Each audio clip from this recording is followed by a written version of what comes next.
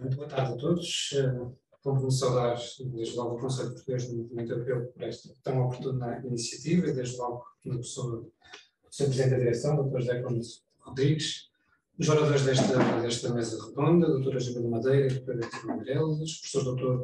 Nelson Lourenço e o Dr. João Rebelo. Obrigado também, é um gosto enorme acolher aqui tão ilustres oradores da Fundação Mário Soares e Maria Barroso. Também o Dr. Sérgio Martins Alves, que moderará esta sessão. Enfim, gostava de partilhar três notas também, aqui transmitindo o cumprimento do Conselho de Administração da Fundação, da pessoa da doutora Isabel Soares, que não pode estar cá hoje, porque se associa uma homenagem à sua mãe, Maria Barroso, neste dia, na mesma hora, portanto, não lhe permite participar desta sessão, mas dar duas notas gerais sobre o simbolismo deste ato do dia de hoje para a Fundação Mário Soares e Maria Barroso, desde logo pelo regresso do Conselho Português do Movimento Europeu, uma casa que também assume, uma casa, no fundo, construída a partir da figura de Mário Soares, que impulsionou e foi presidente também do movimento europeu, internacional e português, e portanto também nesta ocasião evocar o passado do Dr. Mário Soares, a sua ação sempre presente na construção do projeto europeu, que a Fundação tem procurado desenvolver sobretudo neste biênio 2020-2021, associando-se aqui três grandes efemérides. A primeira delas, a assinatura dos 35 anos da adesão de Portugal às Comunidades Europeias. A segunda, no fundo, também acompanhando os trabalhos da presença portuguesa do Conselho da União Europeia. E no mesmo ano, no fundo em 2020, mas transpondo para o período académico de 2020-2021, a designação de Mário Soares enquanto patrono do Colégio da Europa, o primeiro português contemporâneo a assumir essa distinção, e que a Fundação também aproveitou para, nessa oportunidade, aprofundar o conhecimento sobre a ação política, a ação cultural, também o pensamento de Mário Soares sobre o projeto europeu, quer do ponto de vista também das ideias, quer do ponto de vista da ação prática e concreta que nos traz ao presente e aos dias de hoje esta sessão. Enfim, o tempo histórico que vivemos também, infelizmente, é oportuno para aprofundarmos ainda mais este tipo de discussões e de as refletirmos também com mais, no fundo, com mais, eventualmente, mais força, no sentido positivo da palavra, e também perceber um bocadinho melhor os fundamentos do projeto europeu tal qual nos chegam até aos dias de hoje. Eu gostaria, para finalizar, de dar 3-4 contributos a partir da Fundação para esta reflexão, não pretendendo ser, naturalmente, não é de todo um mote para esta discussão, não cabe a mim nem à Fundação fazer esse tipo de apresentação, mas, no fundo, algumas ideias que poderão também depois servir de discussão até posterior e de posicionar também a Fundação neste diálogo mais cooperando com outras instituições sobre a atualidade e o futuro do projeto europeu. E faço trazendo ou recuperando para este presente o pensamento e a ação de Mário Soares, não tendo presente cá em vida, podemos observá-lo através, sobretudo, de 3-4 grandes variantes. A primeira, através do seu percurso, da sua cronologia, naturalmente, dos seus documentos. Mário Soares escreveu muito e guardava tudo, e, portanto, dá-nos o privilégio de, na Fundação, temos um arquivo que consideramos fundamental para o estudo também das questões europeias, não só a partir da ação política de Mário Soares, mas de muitos que com ele estiveram envolvidos nessa dinâmica, e também através dos seus escritos. Dar uma nota, através, sobretudo, das publicações em que Mário Soares é autor, essencialmente de livros e capítulos de livros e prefácios, não considerando aqui, por exemplo, artigos em jornal. Mário Soares, dos 214 textos que publicou nesta qualidade, 67, diria, neste caso, significando quase um terço, dos quais vestem sobre a Europa ou dedicam-se à Europa enquanto objeto central de análise destes mesmos textos. E, portanto, também dá conta deste lado, eventualmente, muitas vezes desconhecido do grande público, da vertente que é literária do ponto de vista cultural, mas também é académica e científica e ativa do ponto de vista político, de colocar, do ponto de vista escrito, aquilo que são as suas principais ideias. E este é um exercício que a Fundação fez nestes últimos 2 anos, de compreender melhor o seu pensamento escrito também, e gostava também de partilhar essa nota na sessão de hoje, porque me parece interessante e pertinente para o debate. 4 notas sobre o pensamento de Mário Soares que referei para o início desta apresentação, no essencial. O primeiro, a ideia da Europa remontando ao Estado Novo, e, portanto, a Europa enquanto instrumento de combate a regimes políticos autoritários, e é presente, nós temos cá lá embaixo na exposição, que nos dá nota disso. Foi em 71, Mário Soares escreve no Le Monde como poderá ser acolher Portugal com um governo que aplica métodos profundamente antidemocráticos, e, portanto, esta ideia que está muito presente nesta ação política, nesse combate que Mário Soares trava, também no exílio, é fundamental recuperar nos dias que correm.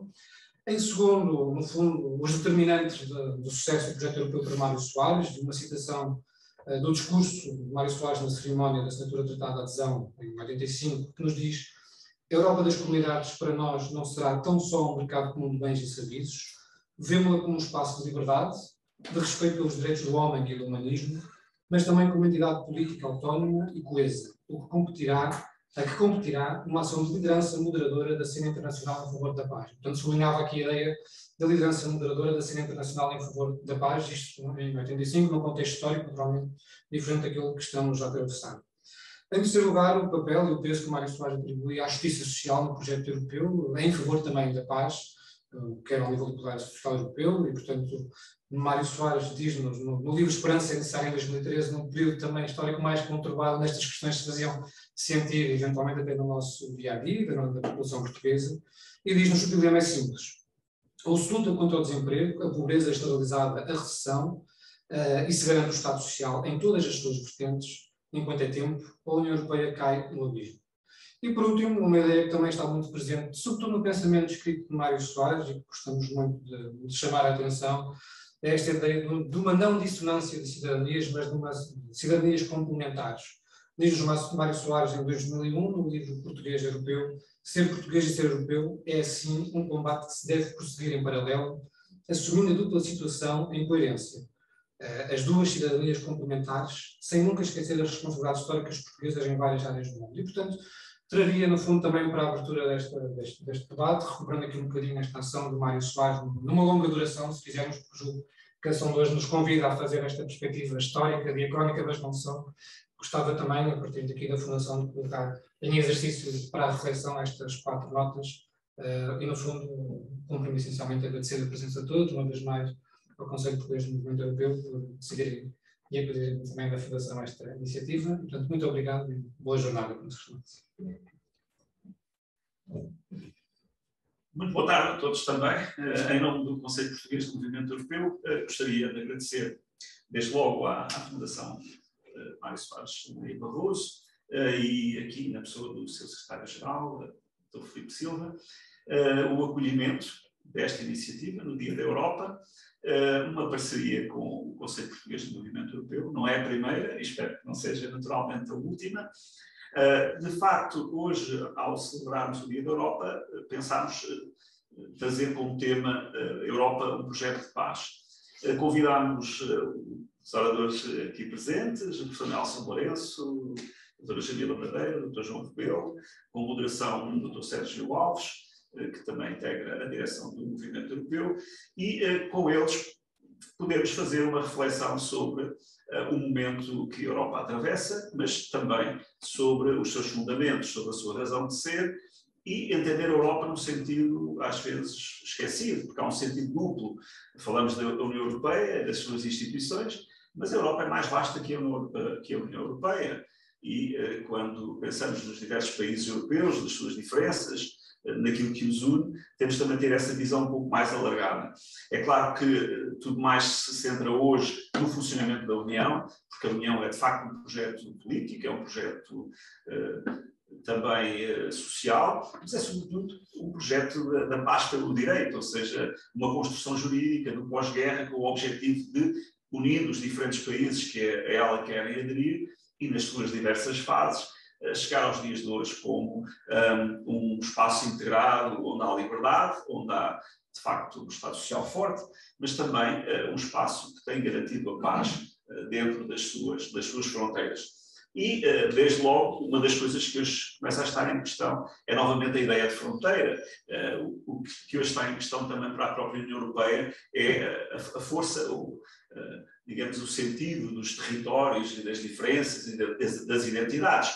E isso é algo que, não sendo novo, foi sempre essa a história da Europa, traz um desafio também à própria União Europeia. E o Conselho Português do Movimento Europeu tem uma natureza mais alargada que a própria União Europeia, uma vez que faz parte do Movimento Europeu Internacional, que nasce no pós-guerra, é anterior à própria fundação das comunidades europeias, nomeadamente a Comunidade Económica Europeia, que nasce em 57, e as comunidades têm surgido, como sabemos, em 50. Aliás, hoje, quando celebramos o Dia da Europa, há a 9 de maio, é precisamente a data da Declaração Schuman, que em 1950 deu origem a este conjunto de instituições em que hoje chamamos a Europa integrada.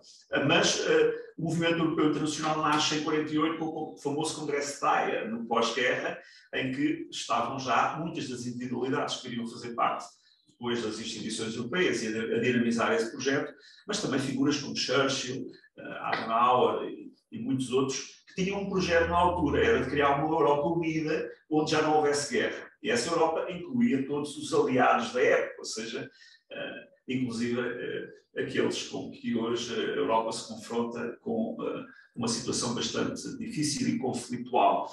Mas o Conselho da Europa foi isso mesmo, nasceu em 50 e o Conselho Português do Movimento Europeu é parte do Movimento Europeu Internacional que se relaciona com essa ideia ampla dos 48 países do Conselho da Europa. Infelizmente, e isso mostra o período difícil que estamos a atravessar, o país que pediu para sair do Conselho da Europa recentemente foi precisamente a Rússia, e sabemos da importância que isso tem, porque o Conselho da Europa, como sabem, está também na gênese da Convenção Europeia dos Direitos do Homem e do Tribunal Europeu dos Direitos do Homem em Estrasburgo.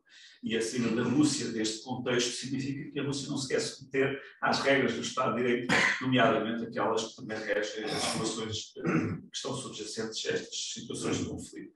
Enfim, não me alongaria mais, apenas para dar este enquadramento, dizer que, apesar das dificuldades e dos desafios que a Europa enfrenta, e eles são políticos, são económicos, podemos estar à beira de uma nova recessão económica, depois de estarmos assim num período conturbado com a pandemia, depois de termos conseguido vencer uma crise financeira das dívidas soberanas dos anos 2012 e 2013.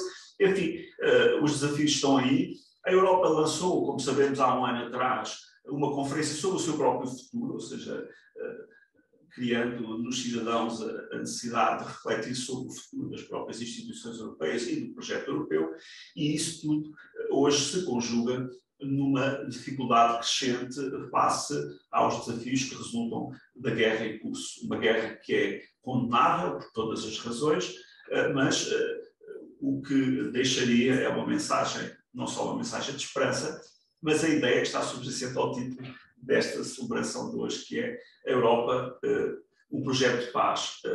Ponto de interrogação. Eu julgo que é, de facto, um projeto de paz. Muito obrigado.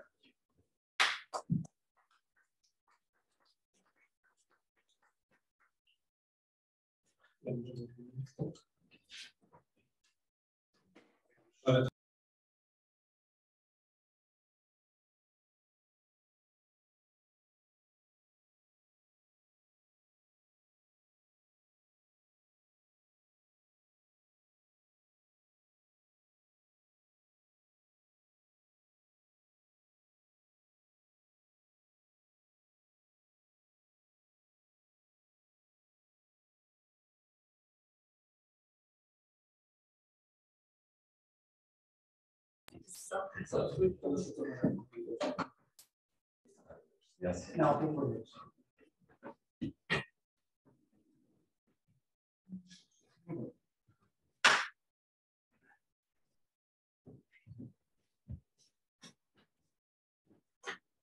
Boa tarde a todos. Mais uma vez, reiterar o agradecimento à direção do Movimento Europeu de integrar para este convite. Dará um painel tão distinto, com oradores tão prestigiados. Nós vamos ouvir a doutora Jamila Madeira, que é deputada e secretária nacional para as Relações Internacionais do Partido Socialista, o professor catedrático jubilado Nelson Rodrigues, Lourenço, peço desculpa,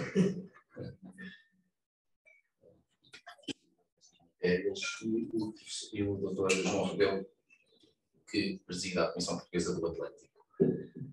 Também reiterar o agradecimento da direção do Conselho Português do Movimento Europeu, já referido aqui pelo Dr. José Couto Rodrigues, à Fundação Mário Soares e Diego Rosa, pelo apoio e disponibilidade. Eu gostava de dar primeiro a palavra ao Dr. Jamila Madeira e, se os permitem, aos outros oradores para uma intervenção livre e depois lançava dois ou três tópicos para debatermos um pouco o tempo que estamos a evocar. Muito obrigado.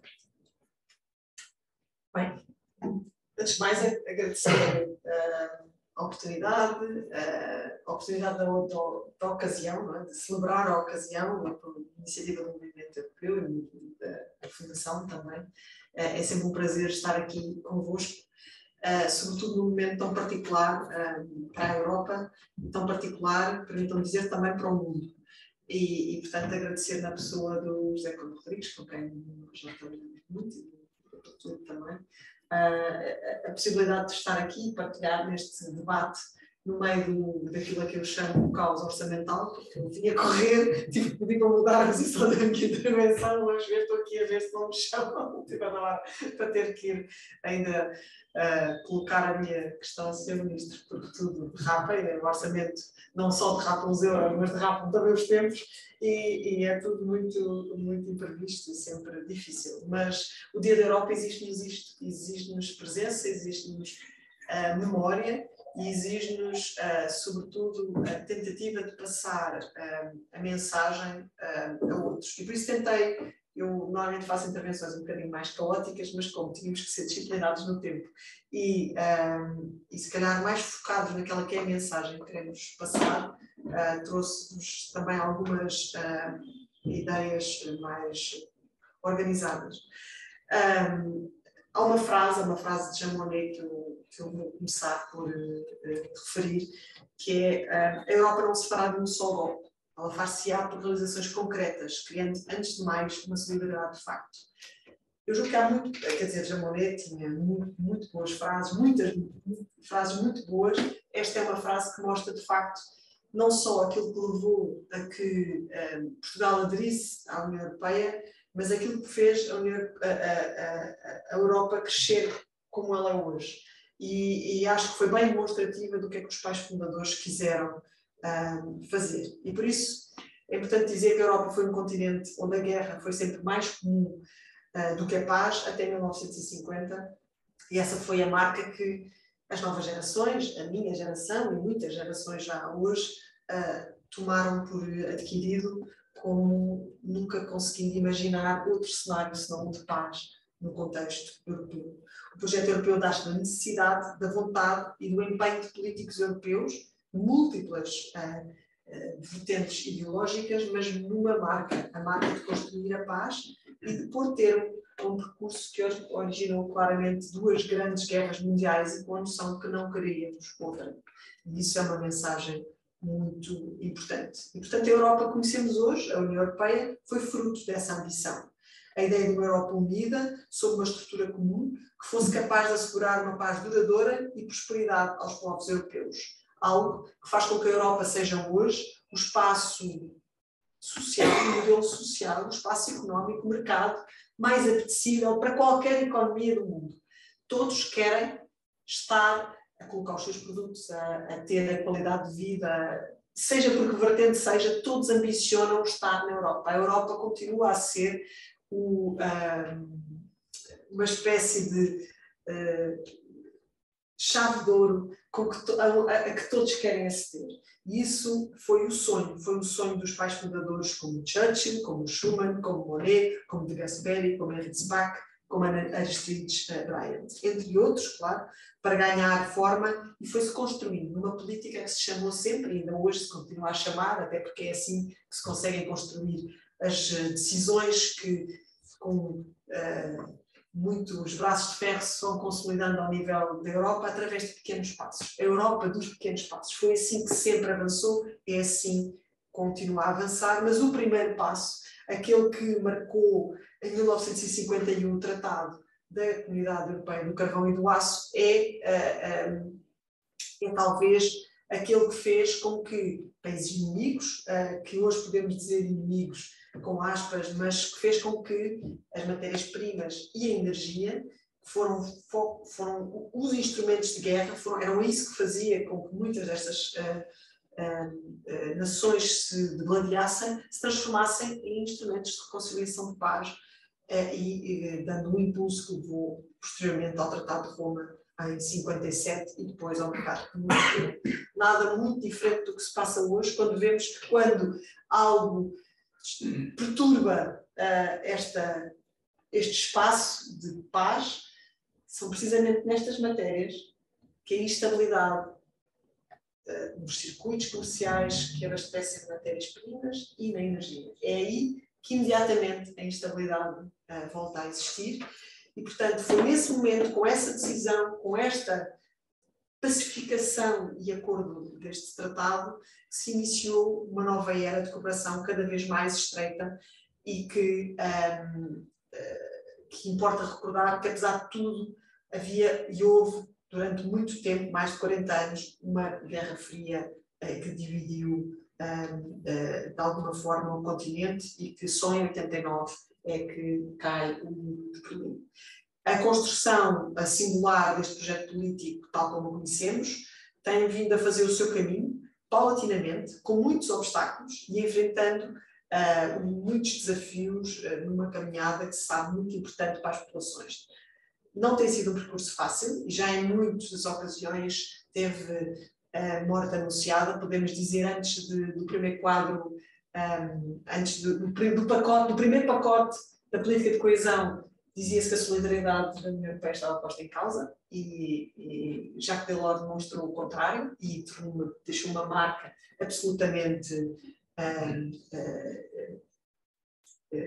podemos dizer, reconstrutiva e demonstrativa daquela que era consolidando num tratado, no dia a dia, aquilo que os tratados diziam de solidariedade e como é que isso se dá com a ajuda. Todos nós sabemos como é que funciona a política de coesão, são canais comunicantes onde o dinheiro vai e volta, não é?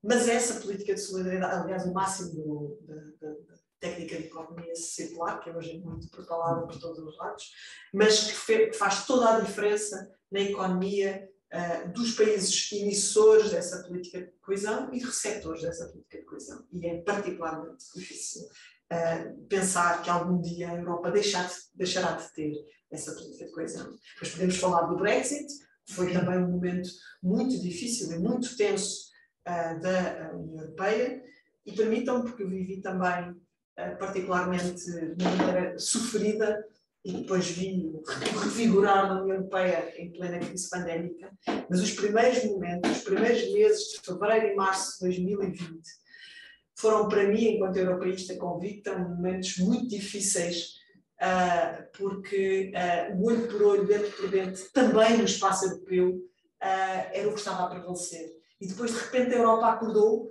e disse, não, temos que fazer um procurement conjunto para tudo aquilo que precisamos, sejam as vacinas, sejam equipamentos de proteção individual, temos que atuar em conjunto, não podemos estar de costas viradas uns para os outros, e ainda temos que ajudar o mundo. Mas nos primeiros 2 meses, mês e meio, quase 2 meses, foi o olho por olho, dente por dente, e eu, como europeísta convicta, disse, não posso acreditar que está a acontecer, e em alguns momentos tive a oportunidade de verbalizar isso. E, de facto, a Europa acordou e disse, não, realmente estamos baralhados, um desconhecido está-nos a atrapalhar, mas vamos voltar àquela que é a nossa linha justa e voltamos. E, de facto, conseguimos, e a Europa enfrentou a pandemia com muito sucesso, continua a enfrentar, porque a pandemia, infelizmente, ainda não se foi embora, e já temos outro desafio, que é a guerra na Ucrânia, e isso, naturalmente, é algo que nos aflige e que nos coloca mais desafios desta unidade e que, perante a maior adversidade, tivemos uma reação conjunta. Agora continuamos a construir um caminho para essa reação conjunta, com certeza com as multiplicidades de visões e de ideologias que configuram o Conselho Europeu e que naturalmente são importantes para fazer avançar. Mas cada crise, a Europa tem sido e tem surgido cada vez mais reforçada e com a vontade de se reforçar. E, portanto, o projeto europeu merece ser celebrado porque é um projeto que, apesar do desgaste, apesar da pressão, apesar das sucessivas crises e da guerra, tem um enorme papel a desempenhar num mundo cada vez mais global, com imensa complexidade e incerteza e com inseguranças crescentes. E neste contexto podemos afirmar que a Europa se encontra, portanto, perante um dos seus maiores desafios e que, naturalmente, é uma tarefa hercúlea, que ainda agora vemos que no dia-a-dia da construção das novas soluções se torna difícil de gerir. A guerra está às portas, na fronteira da União Europeia, e coloca em causa este período de paz e de prosperidade vivido aqui. mas a memória e aquilo que vinha associado ao processo histórico, que todos nós sabemos que nos traz muitos ensinamentos, leva-nos a dizer que então voltemos a 51 ou a 57, como preferirem, e encontremos o nosso mínimo denominador comum para avançar. Aquilo que é essencial para nos fazermos salvaguardar a paz. É aquilo a que Fernando Pessoa definiu como a consciência inserida no tempo. A consciência do processo histórico associada ao tempo de hoje e àquilo que nós queremos. Queremos continuar a construir mais 50 anos de paz neste continente e isso é uma consciência que não queremos voltar a um tempo trágico, que parecia longínquo e que, aliás, faz com que os nossos filhos, os nossos familiares mais, como eu própria, mas as pessoas de uma geração mais que nasceu, cresceu e viveu sempre em liberdade, em prosperidade, em democracia, em paz, não consigam conceber outro cenário, senão o de paz e o de constrangimentos, com certeza, mas outros. Não estes, não aqueles que já tinham ficado lá atrás, resolvidos e ultrapassados. Mas não é só preciso manter viva a memória que impede a guerra ou que nos faça conseguir impedir que a guerra faça parte do nosso cotidiano. São precisas ações conjuntas, concretas, credíveis e eficazes. Caso contrário, são apenas palavras, ou seja, nós estamos aqui a defender a Europa num dia tão importante que não é apenas uma efeméride, é mesmo uma evocação daquilo que foi a alma dos nossos pais fundadores desta Europa. Permitam-me que o diga, como sou europeísta convicta, digo isto com muito coração, mas estas ações têm que se revestir de solidariedade, de união e de coesão para que tudo isto possa fazer sentido na capacidade de agir nesta complexidade crescente da defesa dos intransigentes dos valores fundamentais, seja da liberdade, da democracia, do Estado de Direito e da solidariedade. E, portanto, aquilo que nós sabemos é que, no meio desta crise e desta guerra, temos outros desafios. Temos desafios, como vos disse, da crise pandémica ou do Brexit, mas também temos outros, como das migrações, sejam eles em contexto de guerra, sejam eles fora do contexto de guerra, às portas da Europa, e que são muito relevantes, das migrações, dos refugiados e o populismo. O populismo é uma das maiores ameaças à Europa e o populismo, o extremismo, a xenofobia, o terrorismo são elementos muito importantes para nos obrigarem a refletir e a avançar, a manter o mínimo denominador comum, mas ser sempre possível avançar.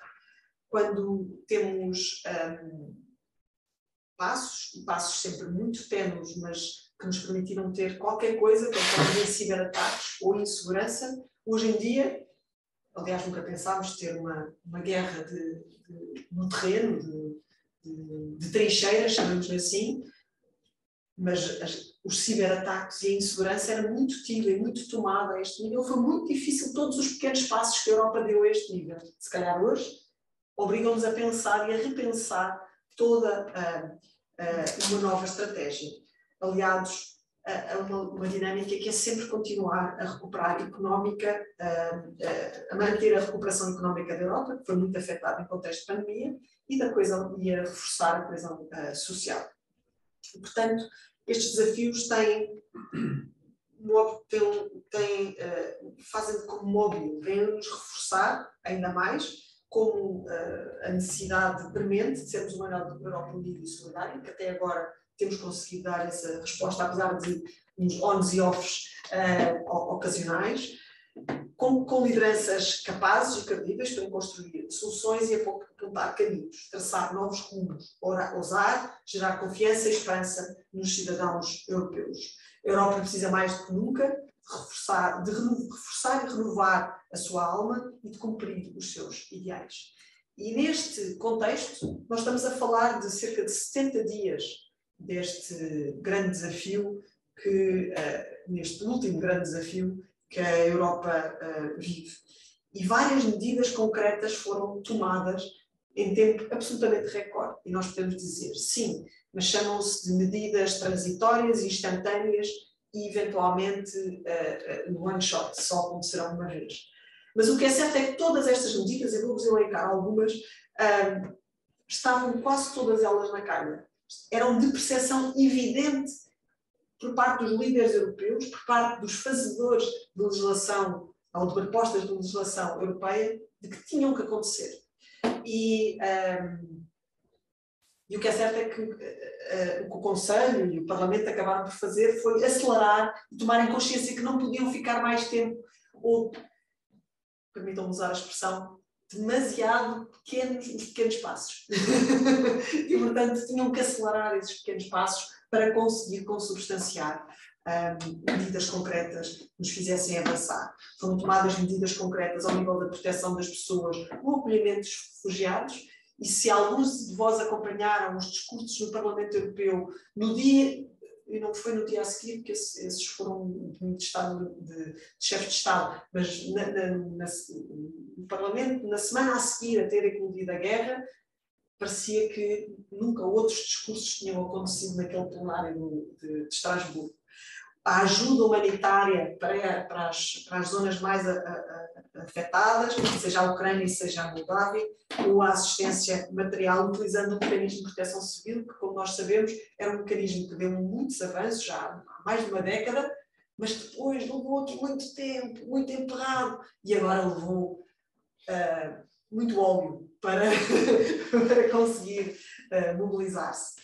A criação do Fundo Fiduciário de Solidariedade, também algo que já se tinha falado, mas que nunca, pelo menos que eu nunca levou a grandes avanços, e a assistência macrofinanceira para promover estabilidade ou uma mudança de paradigma quanto aos discursos sobre a existência de uma força militarizada ao nível europeu. Porque o máximo que tínhamos chegado foi um mecanismo de proteção civil, que era uma força paramilitar, e que serviu, pelo menos durante os discursos iniciais, precisamente para dizer vamos testar por aqui, e depois nunca se sabe para onde é que poderemos avançar. Estas medidas ganharam agora outra robustez, como vos disse, um bocadinho acabou porque só tínhamos feito intervenções na dinâmica de catástrofes naturais e não nunca, nem ao nível, a este nível. E, portanto, medidas concretas no domínio da segurança e da defesa, porque, como vos disse, o discurso mudou, claramente o paradigma mudou, foi criada a bússola estratégica, que era uma medida lançada pelos Estados-membros em junho de 2020, e agora vai reforçar a segurança e a defesa da UE nestes pilares, que já foi decidida neste Conselho de março. Ajudará a indicar o caminho para futuras ações e para as ameaças crescentes, que todos nós sabíamos quais eram, todos nós sabíamos que precisávamos desta bússola estratégica das rivalidades económicas, do desenvolvimento tecnológico, da desinformação, até da cibersegurança, da crise climática, todos são, e onde está a instabilidade regional e mundial. A criação do Fundo Europeu de Defesa, agora com um orçamento de cerca de 8 mil milhões de euros, algo que permitirá avançar também na área da investigação e do reforço das empresas para o domínio da defesa. O Mecanismo Europeu de Apoio à Paz, também ele em 2021 encetado, e que agora ganhou outro tipo de visibilidade. As medidas, como vos disse, o novo Pacto sobre a Migração e o Asilo, e, portanto, todo um conjunto de iniciativas a esse nível, mas também ao nível da autonomia e segurança energética.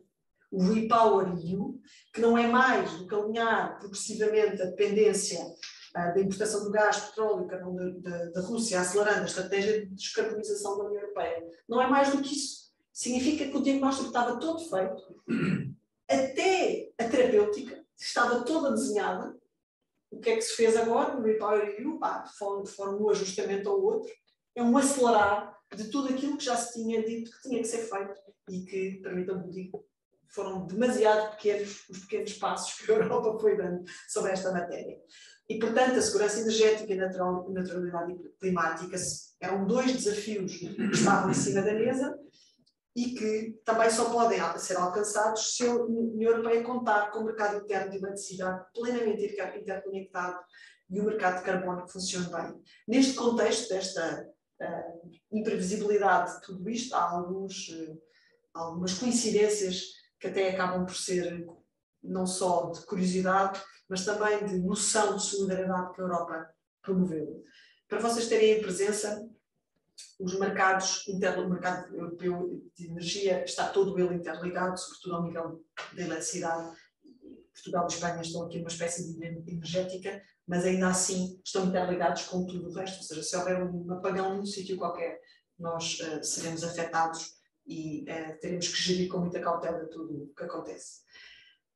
Mas outros países que não pertencentes à União Europeia frequentemente solicitam a tentativa de se interligarem com o mercado da eletricidade europeu e mesmo o Reino Unido, tendo saído, mantém-se interligado e tem um acordo de cooperação. A Turquia já tentou interligar-se várias vezes, já fez testes de sistema muitas vezes e nunca conseguiu assegurar a segurança energética suficiente que permitisse manter estabilidade na rede europeia, portanto ainda não entrou nesta lógica, embora frequentemente se ligue. Estes testes, pela primeira vez, estavam a ser feitos na semana que eclodiu a guerra entre a União Europeia e a Ucrânia. Esses testes significam o quê? Que durante o dia 23 de manhã, logo de manhã, o sistema ucraniano desligou-se do sistema russo e assim deveria permanecer durante 48 horas. O que é que aconteceu? Não voltou a ligar-se ao sistema russo. Nem tal hipótese foi ventilada, ou seja, os operadores do sistema reuniram de emergência para dizer esteja a funcionar bem ou vai ficar. E ativaram todas as medidas de emergência no sentido de garantir que este acomodar, e depois disso já foram feitas muitas medidas, mas que a solidariedade europeia esteve lá.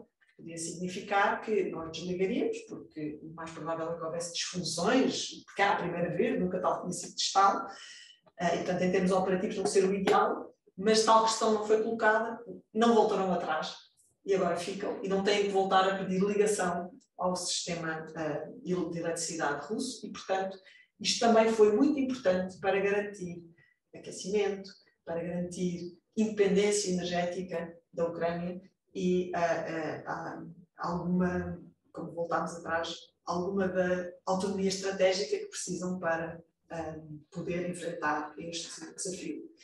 E neste contexto, nunca nos esquecemos daquilo que vai ser inevitável, que é as sanções. Nós acionamos muitas sanções e entre elas vão ser sancionados também as pessoas mais vulneráveis neste processo. As famílias mais carenciadas, as pessoas mais expostas ao níveis de consumo, sejam as empresas ou indivíduos, e isso, naturalmente, é muito importante ter em conta, porque os preços de energia, por exemplo, a capacidade de ter acesso a um quadro temporário de ajudas estatais é relevante para manter os níveis de não exclusão ou de competitividade, se estivermos a falar de empresas, muito relevante no mercado em geral. E também aqui a União Europeia avançou. Ou seja, nós conhecendo a União Europeia como o promotor da política de primeiro de pequenos passos, porque a partir do momento em que há uma proposta legislativa, tudo leva muito e particular tempo até surtir resultado na vida do dia a dia das pessoas, nós conseguimos em 70 dias acionar um conjunto muito, e não fui exaustiva, não é? Um conjunto muito significativo de iniciativas que mostraram uma vez mais que a União Europeia está atenta, está solidária com os seus e com os demais e está forte e viva para continuar a enfrentar estes que são os desafios de coesão, solidariedade, paz e continuar a ser um promotor de paz. Eu acho que é nisso que temos de nos focar. Acho que ainda nos falta a derradeira ação, que é conseguirmos de facto um cessar-fogo e o estabelecimento de um pacto de não agressão entre as partes, mas julgo que as iniciativas diplomáticas que têm sido promovidas e o trabalho que a União Europeia aos mais diferentes níveis tem promovido nesta matéria, leva a que continuemos a dizer que sim, vale muito a pena celebrar o Dia da Europa, sobretudo porque só através de um projeto como a União Europeia poderemos assegurar outros tantos anos de paz e prosperidade neste continente, mas também espalhado um pouco por todo o mundo.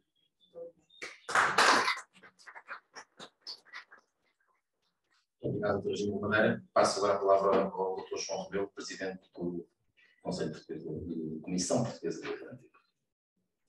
Muito obrigado. Antes de mais, agradecer o Conselho Português do Movimento Europeu e a Fundação Mário Soares o convite que fizeram estar aqui presente, como Presidente da Comissão Portuguesa do Atlântico. Também cumprimentar os presentes, o professor Nelson Lourenço e a Jamila. Chamo-me Jamila, foi minha colega durante 20 anos na Assembleia da República, em que partilhámos muitos momentos e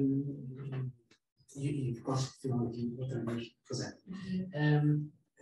Em duas linhas gostaria também, porque eu gosto de fazer sempre esta apresentação, que a Comissão Portuguesa do Atlântico é uma associação não governamental que trabalha no seio com a Aliança Atlântica e com a ATA, que é a Atlantic Treaty Association. Os nossos princípios é desenvolver e promover os valores da Aliança Atlântica, que é paz, liberdade e segurança. Paz, liberdade e segurança. Eu sempre lembrar isso. Eu lembro de uma das primeiras manifestações que fui quando era jovem, tinha 16 anos, era defender a Aliança Atlântica e era o outro dizia paz e liberdade. Estes valores que gosto de citar, sobretudo para contrariar uma certa verborreia mentirosa que corre por aí, muito alimentada pelos russos seguramente, mas também, infelizmente, por alguns políticos europeus, de que a Aliança Atlântica é uma organização ofensiva, expansionista e agressiva, que é absolutamente o contrário. É uma aliança militar defensiva que visa a promover a paz no espaço euroatlântico dos países membros e com o artigo 5º dá colisão à própria organização de que um atacado representa um ataque ao político.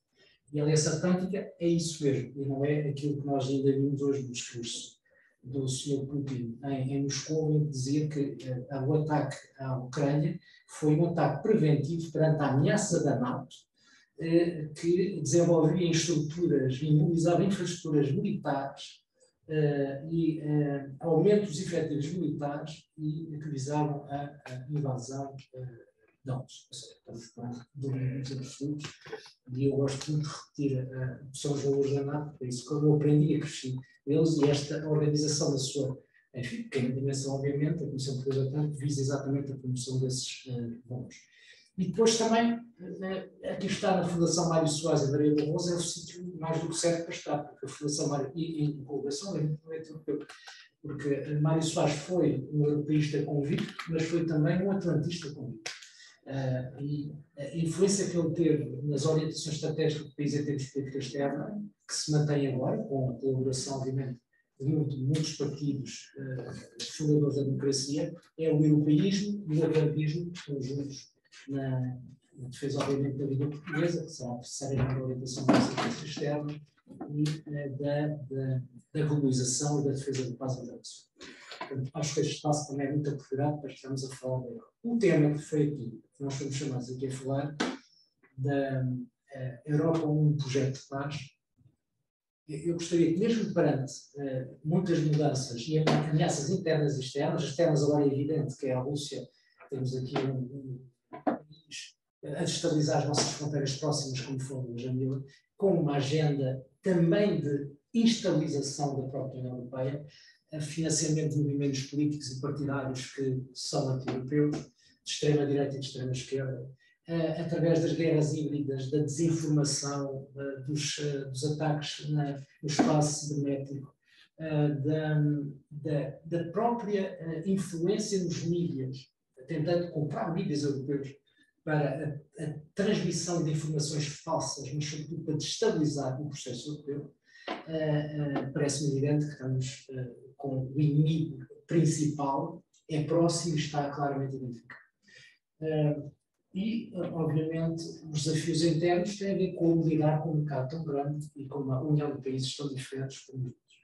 Mas eu acho que não devíamos esquecer, e na legislação, não só nós, europeus, europeístas, alcançamos até agora. É um espaço de paz com centenas de milhões de habitantes, é indiscutível. Vemos quando a Europa foi fundada, a Europa vinha de uma guerra mundial, horrenda, morreram 50 milhões de pessoas, países que se odiavam, com povos que se odiavam e que alimentaram uma narrativa de conflito permanente que não resolveu os seus problemas. E neste momento não, é um espaço de paz indiscutivelmente e que promoveu a paz. Não só após a Segunda Guerra Mundial, mas depois que o alargamento sucessivo foi feito, também alargar essa paz ao espaço da antiga Europa de Leste e também aos Balcãs. É um modelo social e económico inclusivo e humanista, único, direi eu, também no mundo. Os Estados Unidos têm as suas dinâmicas internas que, por vezes, podem pôr em parte esta visão que nós temos, nós europeus. É a maior potência comercial do mundo, se somarmos todas as economias. É a segunda moeda de reservas internacional, o que dá pujança e credibilidade ao modelo económico e monetário.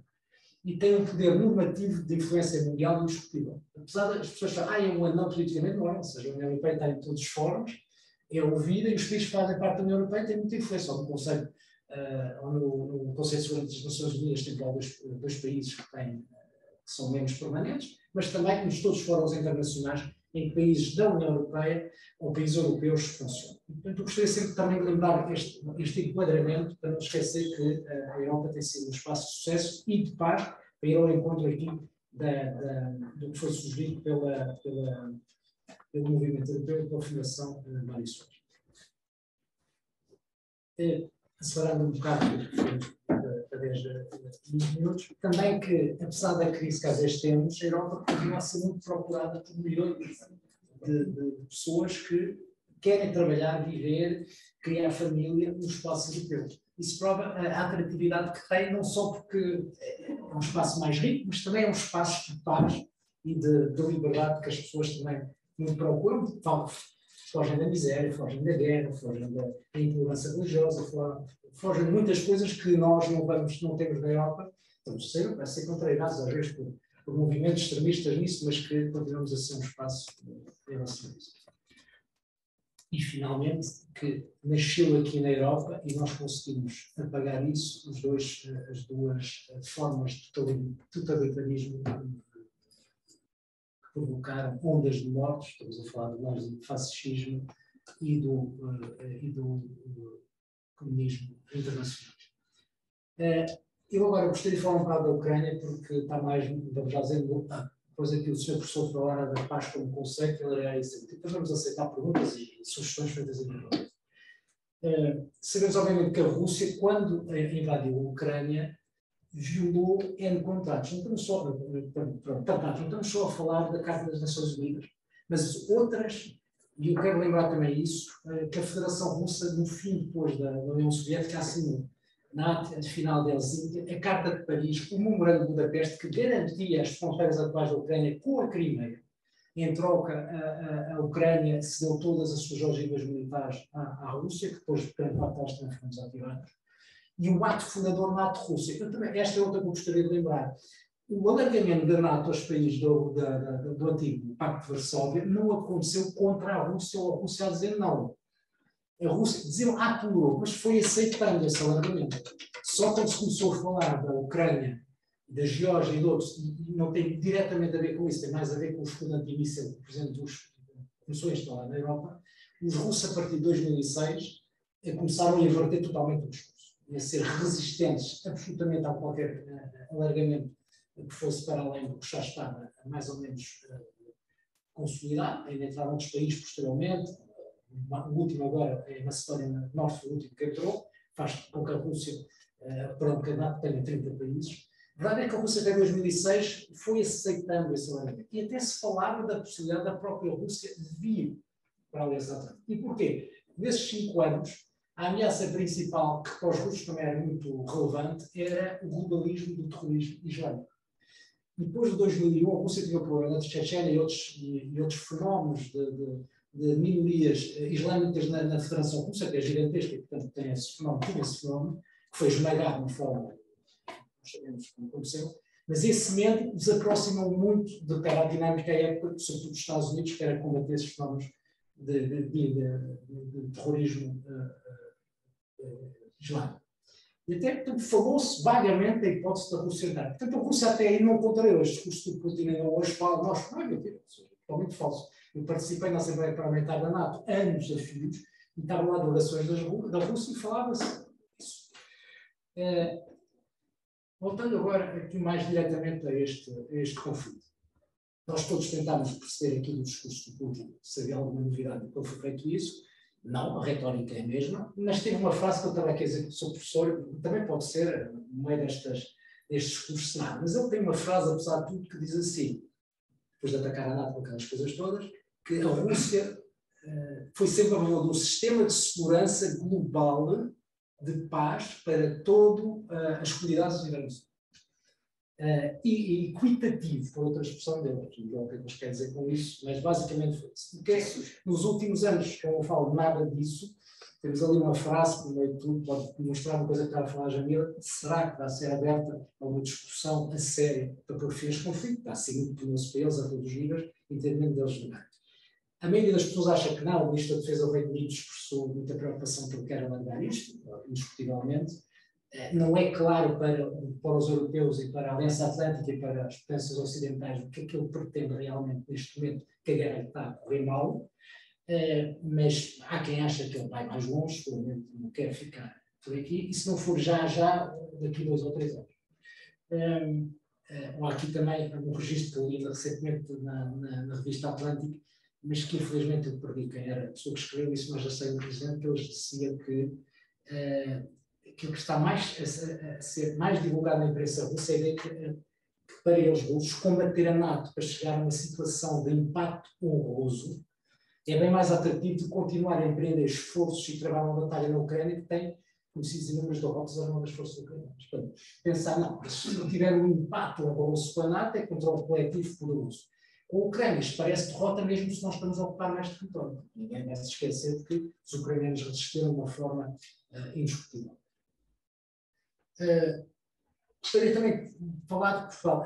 A Jamila já falou muito da nossa participação a nível da União Europeia em relação a estas medidas todas, ou seja, a dependência em relação não só à Rússia, mas a dependência em relação ao petróleo e a tudo que é importado que nos torna vulneráveis, nós europeus, não é?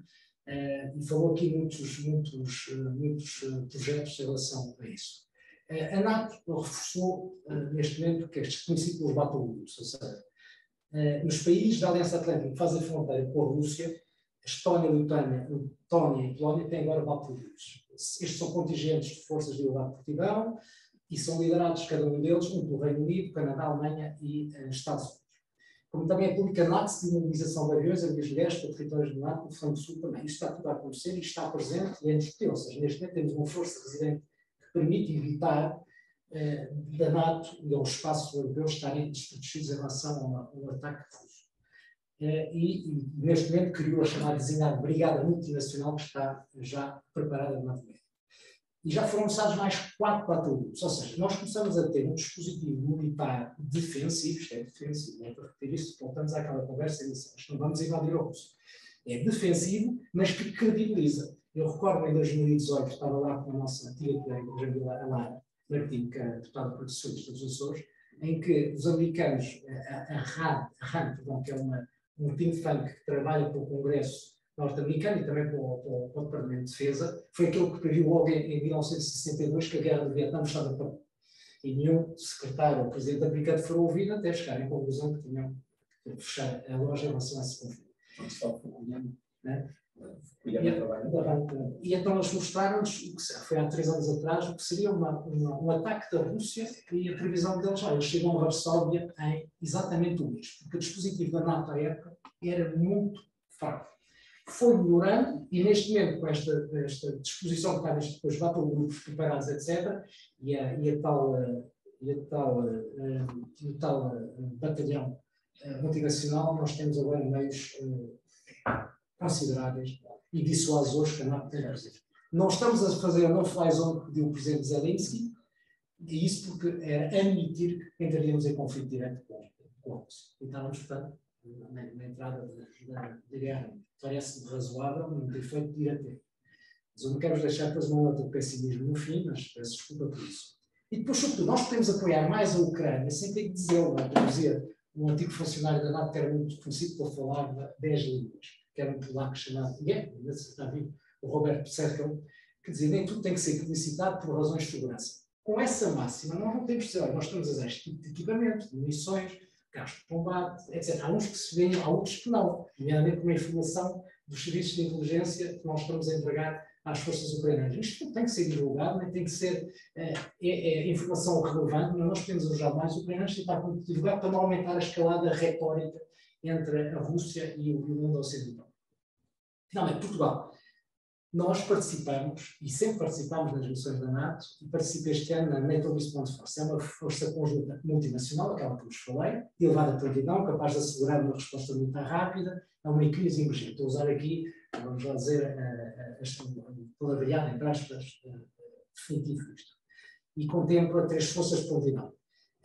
Nós estamos presentes em todas elas, e sobretudo na Very High Readiness Joint Staff. E nós vamos ter empenhados 1049 militares. Para a dimensão atual das nossas Forças Armadas, que rondam os 27 mil, infelizmente temos um déficit muito grande de efetivos nas nossas Forças Armadas. A GNR sozinha, neste momento, tem quase tanto como os 3 ramos de Forças Armadas, e é por isso aumentar imenso os nossos efetivos, e se cativá-los não é fácil, porque a maioria dos nossos jovens também, nós lançamos concursos de admissão, e alguns deles é preciso arranjar outro modelo de cativar as pessoas, e esse sistema de recrutamento precisa de ser mudado. Eu acredito que vamos ter que usar uma coisa, os suecos já têm de novo, e os franceses têm uma maneira, é isto, alguma coisa parecida com o sistema militar obrigatório, porque senão não vamos preencher os mínimos.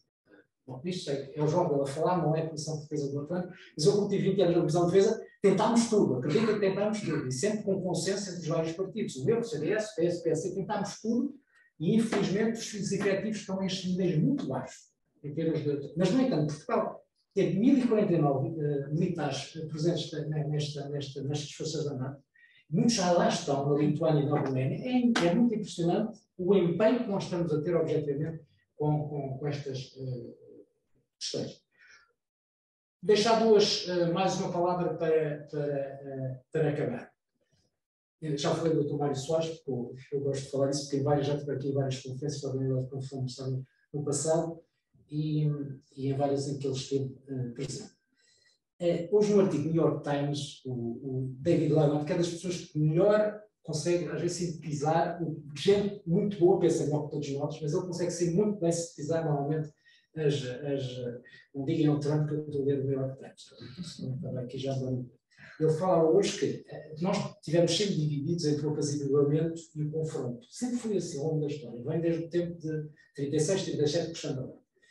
E o que a Europa tem feito desde 2006, 7, 8, coincide com a invasão da Geórgia, da Abcásia e da Ossétia do Sul, com o mesmo argumentário que eles fizeram em relação à Ucrânia e às províncias que eles consideram russófonas da Ucrânia, tem sido um apaziguamento. Eles fizeram tudo, ocuparam territórios, abateram um avião, se vocês recordam.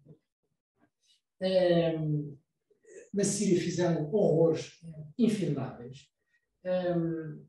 Tentaram influenciar processos democráticos na Europa e nos Estados Unidos. Financiaram partidos fascistas ou antidemocráticos. 30 por 9. E a resposta foi assim, vamos apaziguar. Houve algumas sanções ridículas no início. Foi apaziguamento total. Neste momento nós estamos a falar de confronto. Indiscutível. Estas sanções agora são efetivas e são sanções a sério que estão também a prejudicar a economia europeia. Estamos com um envolvimento militar a sério agora nos países fronteira da União, do espaço europeu fronteira com a Rússia. E sobretudo há esta expressão de que pode haver consequências graves, porque eles falam numa guerra mundial, um conflito atómico. E nós continuamos a fazer isto. Cada vez mais homens, mais material, mais sanções. Portanto, se quer no amor, era a expressão que ele estava a dizer, ou seja, já não temos medo. We are not afraid anymore. Era outro subtítulo que ele tinha em relação a isso. Portanto, estamos na ofensiva defensiva e não estamos já. O bullying dele está a ter uma confrontação, que aliás está baralhado, objetivamente.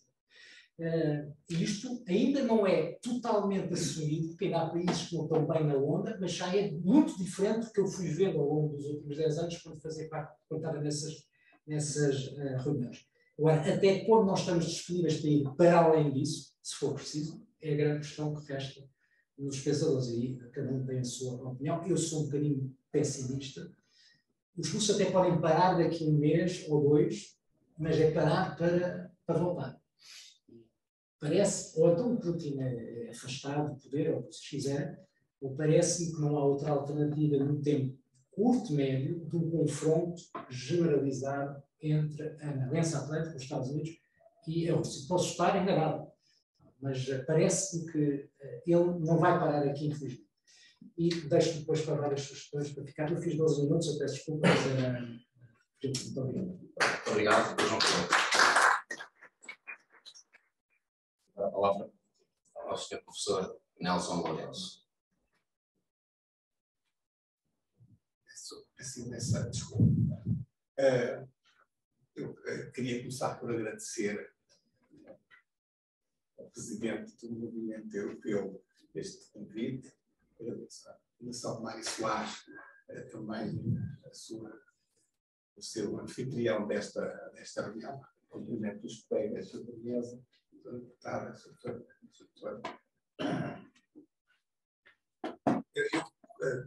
permitam-me só que diga isto. Quando eu era miúdo, dizia, que já foi ontem, dizia, por brincadeira, a guerra acabou mais cedo para eu nascer. Eu nasci em abril de 45, não é? Portanto, cada vez que se comemora um ano mais tarde, não é a sua geração, é a minha. Esta piada foi para si, que reivindicou a paz para a sua geração, é a minha. Nossa, também já nasceu. Já nasci em pleno da paz. Pronto. Quando o José Conde Rodrigues é meu amigo, e é bom dizer, e coautor de 2 livros, uma vez temos 2 livros sobre estas áreas escritos em conjunto, me convidou, eu realmente fiquei com alguma dúvida. A minha dúvida era o que é que eu ia dizer. Porque nós estamos todos bem dispostos, mas o que é facto é que temos uma guerra a 4 horas de avião de Lisboa, não é? Que nos separa de Kiev. E apesar de ser uma guerra, que todo o cenário bélico seja semelhante ao da Segunda Guerra Mundial, falam em mísseis, mas já havia dois no tempo da Segunda Guerra Mundial, do tal tempo da estratégia da China. Ninguém sabe se o cenário não poderá ser apocalíptico ou não. Quer dizer, o que é que irá acontecer? Esperemos que não. Não vou dizer que quero viver mais de 77 anos, mas algo parecido, pelo menos. Eu vou essencialmente ler se não perco. Eu tenho o problema dos professores, tenho sempre uma aula para dar no dia seguinte e acabar a matéria, porque para não vir buscar amanhã, eu vou tentar ler para ficar mais preso. Eu tenho um crescendo muito pessoal de dúvidas sobre esta guerra e porque é que ela existe. Sabemos porquê. O projeto costuma dizer que a Rússia é um império colonial sem solução de continuidade. Não tem mar no meio, mas é um império colonial, sempre foi. E, aliás, uma das primeiras coisas que o Lenin fez foi aumentar esse império, como se sabe. E, portanto, foi por isso, porque não perceber alguns jovens, porque gostar a compreender esta guerra, que resolvi, aliás, em conjugação com o Conde Rodrigues, em falar essencialmente sobre a paz. Mas gostaria de falar sobre a paz partindo de uma pergunta que, peço desculpa, não me vejo ser colocada. Que paz queremos? Que paz queremos? Queremos uma paz livre, assente na dignidade humana, na intransigente defesa dos direitos humanos e do direito dos povos à autodeterminação e à soberania plena sobre os seus países. Ou queremos uma paz subjugada, regulada, eu peço imensa desculpa. Às vezes penso que sou um bocadinho mais novo do que tenho que fazer isto. Ou queremos uma paz regulada pelo mais forte, uma paz como se vivia no interior dos impérios, de que os impérios coloniais são historicamente exemplos recentes. As pessoas esquecem que nos impérios coloniais se vivia paz. Eu até nasci em Angola, em 73, 74, corria-se Angola toda. Era paz, mas era uma paz subjugada. É essa paz que nós queremos. Eu acho que é preciso pensar que paz queremos. Eu disse há bocado sobre a excedência algo parecido. E foi por isso que resolvi falar sobre a paz e a guerra. E troquei propositadamente a ordem das palavras da obra monumental do Tolstói, Guerra e Paz. Porque na guerra e paz, o que se pensa, o que se assume como ideia, é que a guerra é constante e a paz um estado transitório, resultante normalmente de um tratado assinado entre os beligerantes. Aliás, era o que dizia o Thomas Hobbes, no livro Leviatã: os homens naturalmente vivem em estado de guerra. Então aqui, senhoras, se fosse hoje, ele teria dito os homens e as mulheres, claro. Mas o Hobbes não falava, não. As primeiras reflexões sobre a ideia de paz, sem ser pensada como um estado transitório entre guerras, aparecem sem surpresa no período do Iluminismo e também sem surpresa num livro que era precisamente sobre o direito da guerra. E é um livro conhecido para as pessoas que andam nestas áreas, do Grotius, né, em que introduz não só a ideia de que a paz não deve ser um estado transitório, mas principalmente introduz algo que é fundamental na nossa sociedade, que é a ideia da mediação e da arbitragem para se poder alcançar uma paz duradoura. Vamos, no entanto, ter de esperar algum tempo até, com Immanuel Kant, a ideia da paz passar a ser tratada como um assunto político e não religioso. E, essencialmente, a paz ser perspectivada como um aspecto fundamental da construção e afirmação das sociedades. Até era a guerra que era fundamental na construção dos impérios, digamos assim. A ideia de paz de Kant é, em absoluto, precursora de muito que hoje defendemos enquanto europeus. Eu preocupei-me sempre em pensar a paz em termos europeus, em termos desta... Eu ainda sou do tempo em que se falava em cultura ocidental e defendo verdadeiramente que é bom voltarmos a falar em cultura ocidental. Que apenas a paz, enquanto situação duradoura e não episódica, poderia representar os anseios de todos os povos e dos indivíduos, e que a paz deve ser obtida pelo respeito pela lei, capaz de orientar as relações diplomáticas e os conflitos de interesse. Não resisto à tentação de citar, eu vou ser rápido, não vou dar as citações, mas só menos esta que não resisto a citar isso. Kant, no livro Paz Perpétua, um esboço filosófico, logo nos 2 primeiros artigos diz isto. O primeiro: nenhum Estado independente, grande ou pequeno, ficará sob o domínio de outro Estado. Seja por herança da coroa, seja por troca, compra ou doação. E o segundo princípio diz: nenhum Estado interferirá pela força com a Constituição ou o governo de outro Estado. E lembro agora aqui da figura fantástica do António Guterres, naquela mesa de 100 metros de comprimento, eu pedi num lado, o Guterres no outro, e o Guterres com aquele ar assim pesado a dizer: vocês invadiram, e isso é contra a Carta dos Direitos das Nações Unidas. Eu acho que isso é fundamental. Não há paz se houver o direito à invasão de outro povo.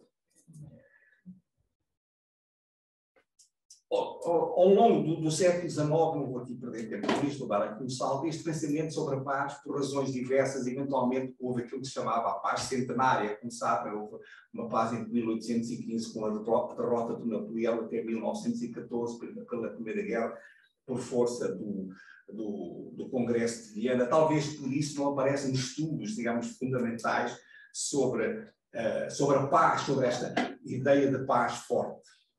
Será já no século XX, e particularmente no pós-guerra, que os estudos sobre a paz abandonam uma visão redutora e restrita que reduzia a ausência da guerra para uma leitura mais abrangente e alargada. Esta nova visão será, aliás, um contributo essencial, não apenas para o estudo da paz, como para a análise da violência, nomeadamente da violência estrutural. Nem toda a gente, é um conceito de violência estrutural que está hoje muito firmado, não sei se era conhecimento de toda a gente, mas por perguntas e respostas poderíamos falar sobre isso. Para andar mais rapidamente, vou apenas citar aqui, obviamente, um dos homens que mais contribuiu nesta construção, desta noção de uma paz duradoura, é o Norberto Bobbio. E citemos um outro homem, um norueguês, que depois foi contestado, o Galtung, as suas ideias de paz positiva e de paz negativa. Será de conhecimento da maioria das pessoas. O Galtung foi acusado de ser antissemita e quando ele era essencialmente era anti-Israel e anti-Estado de Israel, mas não se livrou dessa acusação.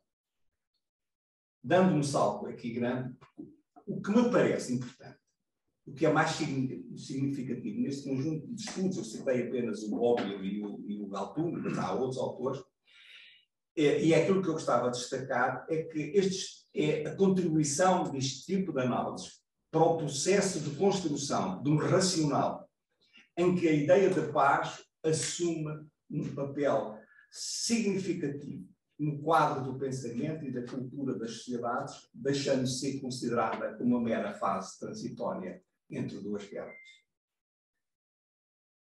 Quer dizer, penso convictamente que posso afirmar que este longo processo de construção de uma nova ideia de paz é um dos marcos civilizacionais mais significativos da cultura ocidental e que justificará certamente a atitude europeia não pacifista. Não é laxista, é pacifista.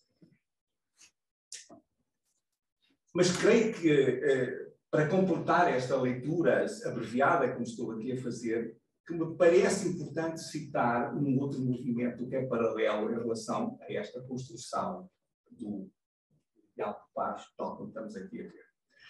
E vou ir buscar um sociólogo alemão, o Norbert Elias, uma pessoa conhecida pelo seu livro Processo Civilizacional, em que ele fala na humanização dos comportamentos, algo que ele começa a referenciar essencialmente a partir da segunda, no espaço entre as guerras, um processo longo, historicamente, em vários séculos, mas é aí que ele se vai começar a reforçar e depois vai-se reforçar mais no pós-guerra.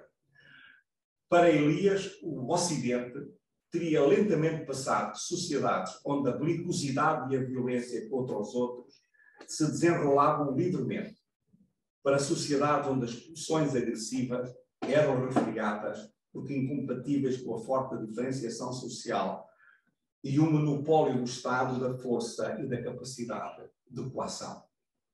Nós temos alguma formação na área da sociologia e da ciência política, lembra-se que Max Weber já dizia no princípio do século que ao Estado havia o uso e o monopólio da violência. Obrigado. Os lápis que os professores têm andado aqui à volta a encontrar o que é que queria dizer. Nos cursos de doutoramento, agora os meus alunos, quando não me engano, têm um computador e dizem assim, professor, a data é esta. Este processo, esta humanização dos comportamentos, permite estabelecer margens de segurança suficientemente tranquilizadoras e o uso da violência individual deixa de justificar, não sendo útil nem mesmo possível. Eu creio que se deve a este processo, na minha opinião, que a Europa apresenta os mais baixos índices de criminalidade no mundo, que começaram a descer precisamente no início do século XX, na passagem do século XIX para o século XX, e que o crime do homicídio, que, como sabem, é aquele que é mais fácil de utilizar em estatísticas comparativas internacionais, é dos poucos crimes que eu posso comparar, desceu a níveis baixíssimos em toda a Europa. E se forem ver o Eurostat, há ali Agora, o que eu vou dizer não será politicamente correto, mas isso é uma obrigação mais da senhora deputada do que minha. Eu posso dizer aquilo, as médias da criminalidade na Europa, principalmente a criminalidade violenta, subiram com a adesão dos países que vieram do leste, que são um bocadinho mais belicosos que nós, eu diria, são menos ocidentais. Nós não peço desculpa dizer isso, mas é que como é o movimento, como é o comitê português, posso dizer, se fosse sempre não digo. Estou a brincar. Também para abreviar, sobre este assunto eu recomendo uns livros, certamente. A Sociedade do Vazio, do Gilles Pauverse, um livro notável, um filósofo francês notável, e que eles estão interessados sobre as questões da violência, porque eu não posso falar em paz sem falar em violência. Eu estou aqui a fazer um exercício terrível, não é? As duas coisas estão associadas, não é? Porque a guerra é com graus maiores ou menores de violência. A violência vai para além da guerra. Isto é, para obter certos objetivos militares não precisava de ser tão violento como se pode vir a ser. E, portanto, esta ideia da violência, que me parece sempre importante associar aqui, o Lipovetsky, e certamente o livro do Jean-Claude Chesnay, vou ler em francês, que não há tradução portuguesa, Histoire de la violence en Occident, de 1800 a nos. É um livro notável também sobre isto. Queria agora aterrar na ideia de paz na Europa. E é um exercício, peço desculpa, se tiver está certamente completo, é um exercício feito para convite do movimento europeu. Mas creio poder afirmar que existe uma noção de paz comum aos países que integram a União Europeia, salvaguardando diferenças culturais próprias. Eu costumo dizer que uma das fraquezas, ao mesmo tempo uma das forças da União Europeia, é que são de 27 países. Não há uma homogeneidade absoluta, há uma capacidade enorme de imaginação e de criação. Aliás,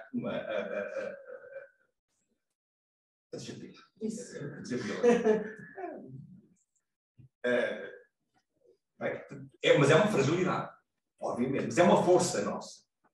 Mas é uma fragilidade acrescida agora com um país com uma tradição cultural relativamente diferente do Ocidente da nossa. Mas dizia eu que há, salvaguardando diferenças culturais, principalmente nos países vindos de uma tradição cultural não estritamente ocidental, mas é possível fazer uma leitura longitudinal longa e, fazendo essa leitura, isso permite-nos observar uma continuidade profunda entre a ordem internacional defendida na Europa contemporânea e o ideal de paz que emerge com o iluminismo.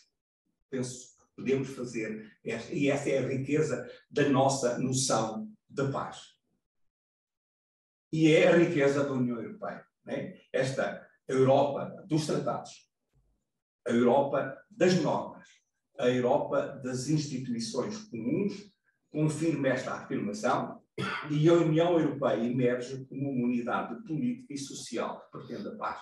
Eu acho que esqueci muitas vezes que é o cerne, citou há bocado, mas o cerne da União Europeia é que a União Europeia nasceu desde o início como uma Europa de tratados, como uma Europa de normas, como uma Europa de instituições comuns. E foi assim que ela foi, na sua exposição, mostrou isso. E nós esquecemos que a Europa que nós temos foi pequenos passos, mas que deram um grande passo. Né? Portanto, é uma Europa... Sólidos, sempre sólidos.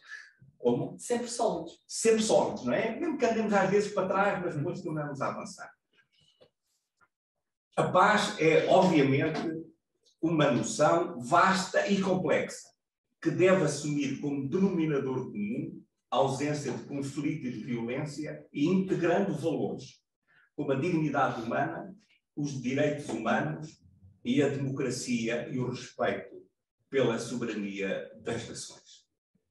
Mas o ideal de paz como realidade duradoura extravasa a simples dimensão política. O ideal de paz deve alargar-se a outras dimensões. À cultura, à educação, ao conhecimento e à religião. Estou a olhar para o Romão Rodrigues, porque ele conhece o que é que eu vou agora dizer, que faço esse paralelo noutros sítios. A ideia de paz surge assim como resultado de um processo longo e complexo de alargamento da sua natureza e da densificação do seu significado. Creio ser interessante traçar neste quadro uma similitude com a definição de segurança. De um conceito restrito, historicamente associado à defesa e por isso essencialmente militar, a segurança era uma função essencial para o soberano, defendia o seu Estado, defendia as fronteiras do seu Estado. A segurança é hoje um conceito denso e alargado a novas dimensões, que vão da segurança externa, isto é, a defesa, à segurança interna, à segurança alimentar, à segurança ambiental, à segurança da saúde, como foi Secretária de Estado da Saúde, e para não dizerem que me esqueci, à segurança animal, que me vão estar aqui, que depois eu fico mal qualificado para não estar atual.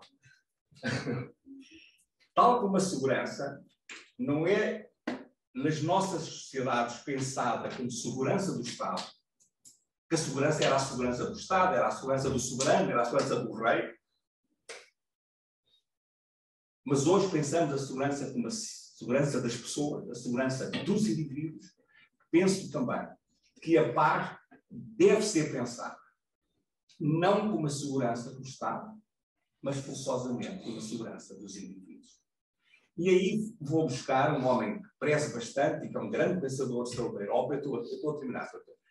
O Jürgen Habermas, num livro que aconselho também a ler, The Crisis of the European Union, a Response, é um livro de 2012, em que o Habermas chama a atenção para a importância de, no pós-guerra, se ter reintroduzido um conceito filosófico, aliás, muito utilizado pelo Kant, que é o conceito de dignidade humana.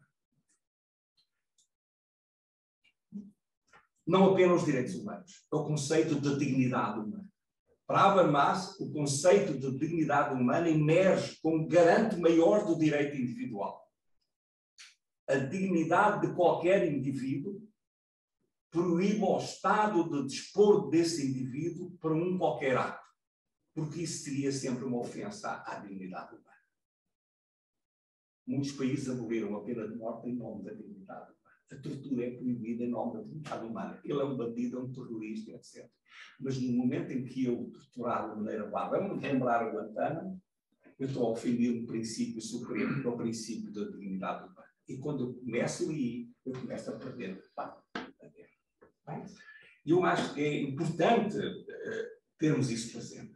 Mas, aliás, é justo afirmar que os documentos fundadores das Nações Unidas salientam a relação estreita entre direitos humanos e dignidade humana. Aliás, como Habermas diz, em grande medida, o conceito de dignidade humana é a fonte moral inspiradora dos direitos básicos da nossa sociedade. Termino com a questão que coloquei inicialmente. Que paz queremos para a Europa? Convictamente, porque também sou um europeu convicto, convictamente penso que a ideia fundadora da União Europeia é a da afirmação de uma paz livre e assente na dignidade humana e da inteligente defesa dos direitos humanos e do direito dos povos à autodeterminação e à soberania plena sobre os países.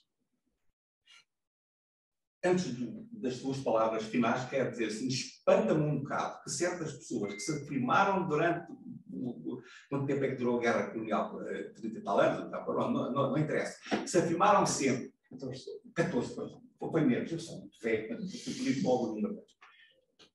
Mas como é que é possível que as pessoas que afirmaram o direito dos povos à independência, que durante anos lutaram por isso, assumam agora como natural que um país ocupa o outro, ou pelo menos ocupa parte do outro país.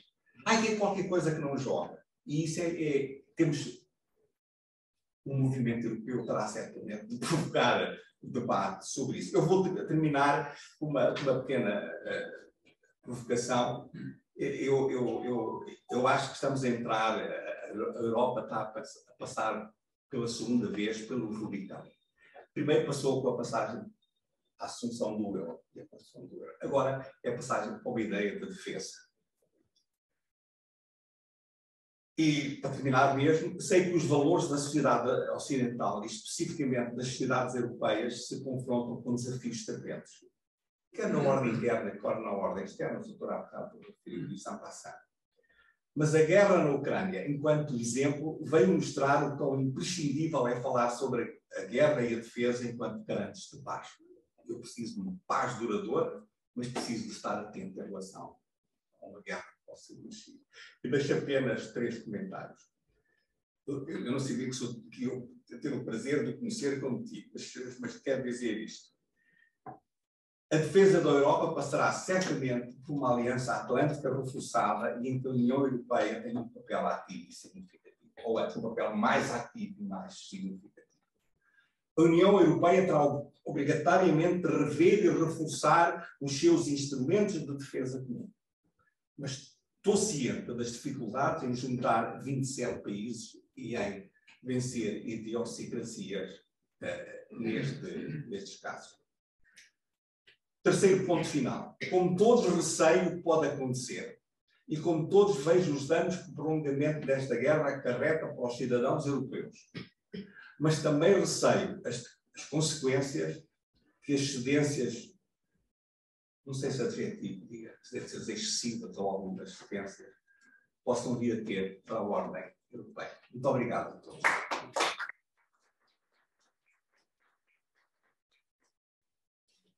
Eu queria agradecer aos 3 oradores 3 excelentes intervenções que certamente geririam aqui um debate longo e já estamos um bocadinho a falar da hora, perguntar aos meus anfitriões quanto tempo é que temos, não sei exatamente.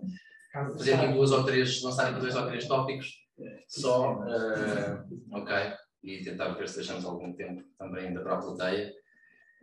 E pegando no que o Sr. Professor agora fizer tudo e deixo que cada um se pronuncie. Em primeiro lugar, gostava de perceber, e obrigado por um testemunho tão... Europeia, dizemos uma coisa e íamos para outro e dizemos o contrário. Portanto, era absolutamente surreal. E então a guerra no Iraque provocou cisões muito fortes sobre, e pressões na Aliança Atlântica e na Europeia que ainda provocaram um fosso maior sobre essas questões, muito maior do que por exemplo. Mas então o que é que aconteceu? A União Europeia alargou, a partir de 2004, enormemente aos países do leste, e a NATO fez exatamente a mesma coisa.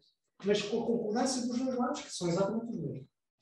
Mas há um momento importante, e aqui é a boa notícia, eu acho, com a saída do presidente Bush, de presidente, e do presidente Chirac, que era um golista antigo, que também tinha uma visão da Europa da defesa, porque ele não gostava do golismo, tinha alguma rejeição ao domínio americano em termos de defesa. E essas 2 expulsões de pessoas que historicamente nem sequer estavam na época em que isto começou a nascer, criou sempre divergência e provocou e obrigou as pessoas a tomarem partido. Ou vocês são a favor da NATO, ou vocês são a favor da Europa. Com a saída destes 2 atores internacionais, com a chegada do Presidente Obama de um lado e do Presidente Sarkozy, depois do Presidente Hollande, depois os 2, apesar de serem partidos diferentes, fizeram exatamente a mesma coisa. O que é que acontece para mim é fundamental? A França regressa à estrutura militar da OTAN, que tinha abandonado nos anos 60, e a partir daí a União Europeia e a NATO começam a falar para criar, vamos lá dizer, não em competição, mas passarem a trabalhar em conjunto e não é aquela ideia de pois a Europa só faz o soft power e a NATO o hard power. Não é isso. A Europa, os países da Europa não têm dinheiro para terem 2 estruturas tão fortes, uma na Aliança Atlântica e outra na União Europeia. Não consegue. Se a maioria dos países faz parte dos 2 lados, e mesmo quem não faz, por exemplo, agora toda a gente está muito admirada, como é que a Finlândia e a Suécia fazem tantas operações, começaram a ver o registro, tantas operações militares com a NATO há tantos anos. E a Áustria também. E até a Suíça, que não faz parte nem de uma coisa nem da outra. Ou seja, o hábito de trabalho, em termos de militares, de exercícios militares entre os países que são da União Europeia e não são da NATO, ou são da NATO e não são da União Europeia, já é vastíssimo. Portanto, esta divisão de tarefas, vamos lá dizer, entre a União Europeia e a Aliança Atlântica, neste momento é confortável para toda a gente. E não deixamos de ser menos europeísta. Eu ponho no meu Facebook, eu estou de democracia liberal, europeísta, atlantista e sionista. Peço desculpa agora para falar sobre a questão de Israel, porque sou, vocês conhecem do Parlamento a questão do ser pró-Israel. Mas deixo voltando aqui. Não é nada incompatível ser uma coisa e ser outra. Aliás, eu falei de Mário Soares ao Pedro, porque em 74, 75, 76, as orientações da democracia, da jovem democracia portuguesa, começaram a ser claras, o europeísmo e o atlantismo e as relações transatlânticas estavam conjuntas, desde o início, e ninguém pôs, até agora ninguém pôs em causa, tirando o Partido Comunista, historicamente, o Bloco de Esquerda, mais no bom ser da União Europeia, mas os partidos fundadores da democracia, mesmo os que aparecem aí, ninguém pôs em causa estas orientações principais que nasceram em 76 e puseram, obviamente, em causa o que era o orgulhosamente sol do Dr. Salazar. Portanto, neste momento, isto para mim não é uma questão. Os orçamentos são cultos, portanto, vamos apostar numa estrutura que é política e militar, que é a NATO, porque a NATO não é uma questão económica, e não é, e eles fazem bem, o produto operacional é ótimo. É interoperável, falam todos em conjunto, estão habituados, têm uma estrutura militar, não têm um exército, como ao contrário que se fala também, porque a NATO tem, a NATO não tem. Portanto, os exércitos da NATO, vamos lá chamar isto assim, são as forças armadas, e os países estão disponíveis a dar. E a União Europeia está confortável sobre as missões que tem, que são mais diversidade, é verdade, mas também garantem a paz, ou seja, garantir a proteção do Mediterrâneo perante uma imigração ilegal, todo o tipo de fenómenos delinquentes que se passam lá, é fundamental para a segurança do espaço europeu. É tão fundamental como temos as forças da Aliança Atlântica neste momento na fronteira com a Rússia. É igual, a importância é igual. Então eu acho que não se deve criar, não se deve mexer quando as coisas estão bem. E viu-se que o produto deste diálogo que começou a nascer com Sarkozy, Hollande e Obama e a União Europeia entraram em bordo disto, foi o que se passou agora exatamente. As cimeiras da União Europeia na sede da NATO, a ida do secretário-geral da NATO à União Europeia, apresenta a Comissão a fazer conferências conjuntas do secretário-geral da NATO. Isto é o produto do que fomos avançando nos últimos 10 anos. Também sobre a questão dos orçamentos, ou seja, nós vamos ter que investir, eu prefiro usar a expressão investir do que gastar. Nós temos que investir mais nas nossas forças armadas e na questão da... Claro que podemos fazer programas conjuntos sobre os equipamentos com países europeus, é indiscutível. A ideia da União Europeia... Deve ser importante, isto até tem um start. Isso é o start. Identifica, é que se chama, quem está a chamar. Pois, exatamente, isto é extraordinário mental da NATO. Preciso desativar. Mas eu não falo com este, porque ele é anti-amarelo e vamos falar. E é assim o Putin. Exatamente. Daí ficávamos todos a saber. Portanto, a questão da Europa de defesa, ou seja, fazer programas de equipamento conjuntos com outros países, é possível. Podemos operar com meios conjuntos. Os países bálticos fazem isso. Cada um divide-se para alguma coisa e funcionam em conjunto. Porquê? E vamos buscar os tais, vamos lá dizer, os dinheiros do Fundo Europeu de Defesa que foi o Jamil há bocado. Já houve várias, agora 1.000 milhões, fosse lá 30 mil milhões há coisa de 4 anos atrás.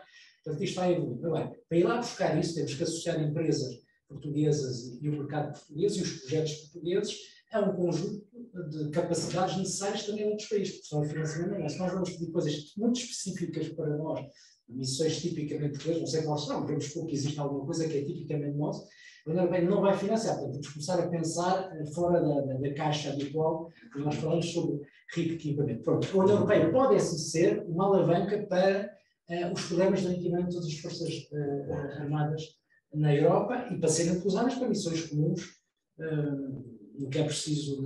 Portanto, nova arquitetura não, eu acho que esta que está agora funciona bem.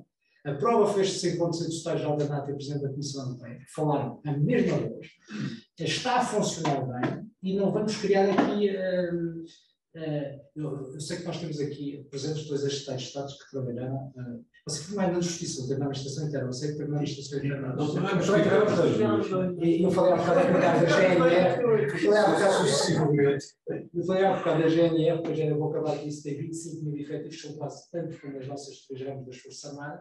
Lá está, na minha opinião, um mau exemplo de uma força que é uma força de segurança, claro, natureza militar, não digo isso, não sei se o termo correto é natureza militar, é isto, mas está a crescer, ou seja, a unidade de controle costeiro da GNR tem 1.200 efetivos, a nossa Polícia Marítima tem 400.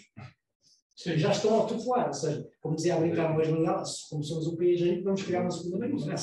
Nós temos que pensar também internamente que há meios que deveriam ser utilizados com alguma precaução, porque precisamos mesmo de reinvestir as Forças Armadas e garantir captar efetivos militares. Espero que tenha respondido à sua pergunta sobre nova arquitetura. Não, a atual funciona, e deve ser desenvolvida. Projetos, com certeza, rapidamente, em conjunto. O Fundo Europeu de Defesa deve começar a funcionar, é vital que funcione. Os americanos, mesmo tendo o Trump, que eles iam ter tudo contra a Europa e essa coisa toda, mas depois, na prática, eu olhei sempre para os dados práticos. Na prática, os Estados Unidos continuaram presentes na Europa, só retiraram algumas tropas no último, véspera das eleições, porque ele tinha que dizer alguma coisa que tinha feito em relação à NATO. E o que ele pedia, que era maior investimento dos países europeus na Aliança Atlântica, já o Presidente Obama tinha pedido. Os objetivos dos tais 2% são pedidos expressos do Presidente Obama na Cimeira de Gales. Portanto, isto não é nenhuma invenção da presidência de Trump. Os americanos andam e bem a solicitar isso, porque são responsáveis por 75% do orçamento da Aliança Atlântica. Então, imagina os americanos a dizer isso e os outros pagam 25%. Não, doutor, quando referi à arquitetura de segurança, referi-me ao pós-conflito atual. Onde é que vê a Rússia, os Balcãs, o Cáucaso? Como é que nos relacionamos com a Europa Oriental? Eu disse no fim da vida. Eu acho que vamos ter um conflito daqui 2 ou 3 anos.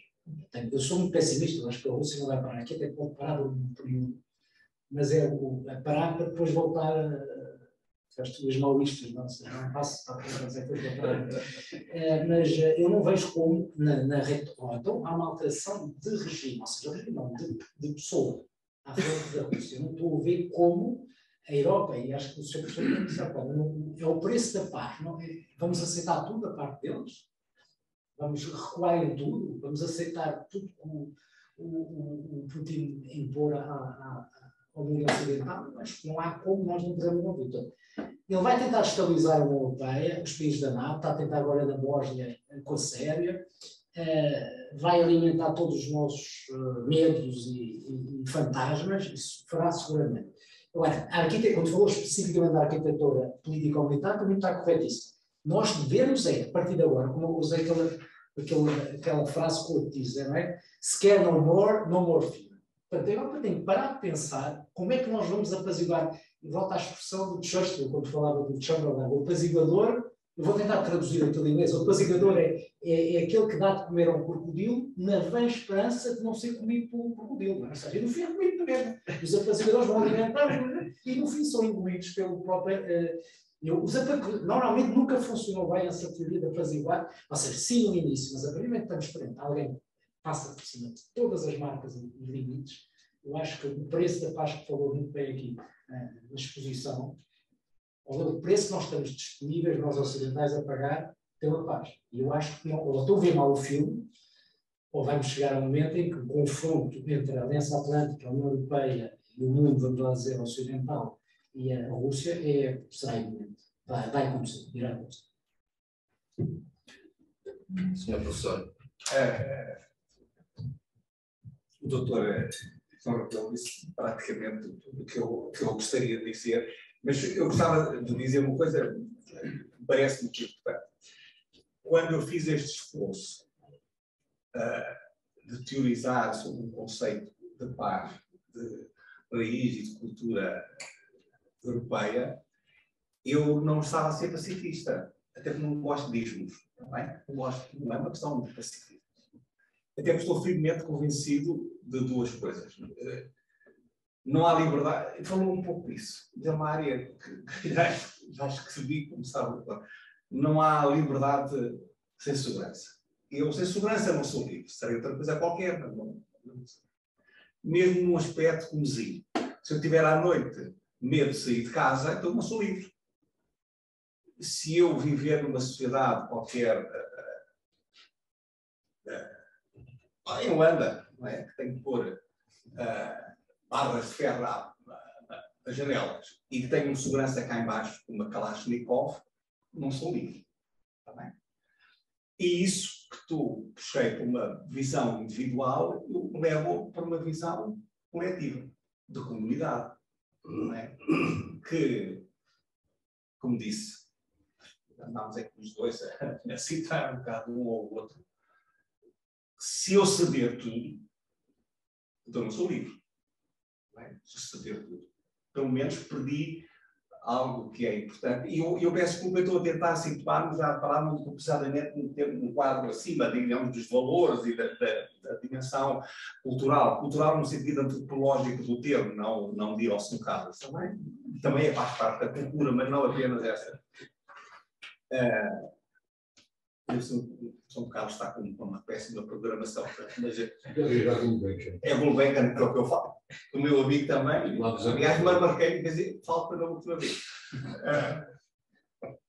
Portugal é um país pequeno, mas é bom que fique claro que aquilo que eu tentei ver, este denominador comum de uma cultura da paz, de uma noção de paz, de um conceito de paz que não é redutora de uma ideia que é algo que acontece entre duas guerras, não significa ser pacifista e não significa que não devamos tomar as medidas necessárias a proteger a nossa liberdade que passa por essa segurança. Eu acho que isso é claro. Agora, a questão, eu gostava aqui uma questão que foi levantada pelo Dr. João Rebelo sobre a questão da NATO e da Europa. Eu também acho que o que funciona não se deve mexer. Eu não sou um adepto de futebol, nem vejo jogos, mas há uma coisa que eu aprendi no futebol, que é a equipa que ganha não se mexe. E no fim ganhava. E no fim ganhava. Essa parte não sabia. Só contra 11, mas no fim ganhava. Mas não sabia, talvez a minha ignorância de futebolista. Mas acredito que não é possível haver uma segurança na Europa sobre a qual assenta uma paz duradoura. Mas não é uma paz subjugada, é uma paz livre. A outra não me interessa, toda a franqueza. Não é? Paz subjugada, quero uma paz livre. Paz, não sei se posso dizer assim, inventei a porta. Estava a escrever as notas, chamei uma paz livre. Eu, para isso, sei que tenho de ter um quadro de defesa. Não é grande, é forte. Não precisa ser grande. Precisa que seja forte, eficaz, etc. Mas só queria acrescentar em relação àquilo que o doutor disse, que me parece importante. É preciso fazer um esforço, se calhar, conjunto, da NATO e da União Europeia, para de uma vez por todas tentar retirar a representação, vou usar um conceito que não é da sociologia, da psicologia social, a representação social que os europeus têm de que nesta aliança com a União, com a NATO, não é? Desempenham um papel de cidadãos, eu vou dizer a palavra que me vai à cabeça, de segunda classe. Quer dizer, isso é que é importante. E eu gostava de dizer uma coisa, que é o seguinte. E pode chocar algumas pessoas, mas eu costumo dizer que a sociologia só é boa sociologia quando é cínica. Não interessa que as coisas sejam verdade. O que interessa, o importante é se as pessoas acreditam nelas. E o que é facto é que os cidadãos europeus pensam que no quadro da NATO tem um papel secundário. Se calhar que só pagam 25%. Tudo bem. Mas posso ser maldoso e perguntar assim, se pagarmos 40%, somos mais bem está a ver? É assim, eu acho que este é o quadro, não vamos inventar, a roda está inventada, este quadro deve funcionar, mas é importante que isso aconteça. Aliás, este reforço, e termino já, é só uma coisa que me parece importante, eu peço imensa desculpa, estamos a falar muito da guerra e na Ucrânia, etc. Mas eu preocupo-me com a segurança. E os desafios à segurança interna hoje, falou um pouco sobre isso. Vamos a ver. Criminalidade organizada, lavagem de dinheiro, tráfico de seres humanos, tráfico de armas, até tráfico de lixos tóxicos.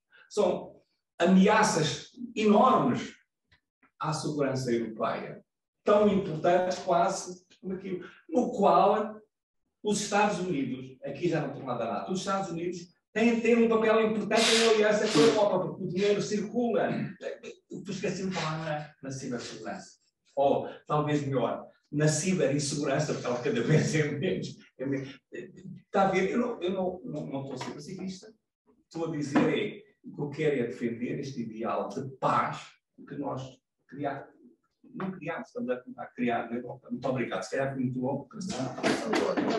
Bom, em nome da direção do Conselho Português do Movimento Europeu, resta-me agradecer aos nossos oradores a vossa disponibilidade e empenho nestas intervenções, também aos participantes e à Fundação Mário Soares e Maria Barroso por nos ter aqui. Muito obrigado.